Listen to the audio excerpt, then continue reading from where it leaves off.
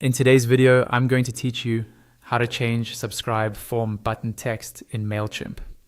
By the end, you'll know exactly where to go and what to click so your form's call to action says exactly what you want, like join now or get updates.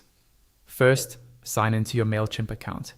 Once you're on the main dashboard, look to the left-hand panel and find the section for forms. Open that and you'll see a list of your existing forms. Click the form whose subscribe button text you want to change. This will open a preview and then load the editor for that specific form. Give it a moment if it needs to finish loading. Sometimes larger forms take a few extra seconds to appear fully in the editor. When the editor opens, scroll to or locate the subscribe button on the form. Click directly on the button to activate its text field. Now highlight the current button label and type the exact wording you prefer.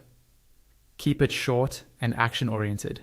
Phrases like subscribe, join now, get updates, or sign me up work well because they set a clear expectation and invite the user to take action. As you type, you should see the change applied right on the preview, so you can judge how it looks in context with the rest of your form. A few quick best practices while you're here. Choose a label that matches your goal. If you're sending a newsletter, get updates or subscribe makes sense. For a members only list, join now or become a member can feel more personal. Keep it concise. 2 to 3 words usually look best on both desktop and mobile. Aim for clarity over cleverness so visitors understand immediately what happens when they click.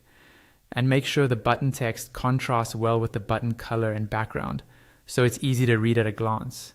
If your editor shows design options for the button, you can also check alignment, padding, and font size to ensure your new text doesn't get cut off and remains readable on smaller screens. Some themes show a live preview for mobile. If you see that option, it's worth a quick look to confirm everything fits nicely. Once you're happy with the wording you've typed, your button text is updated. That's all there is to it.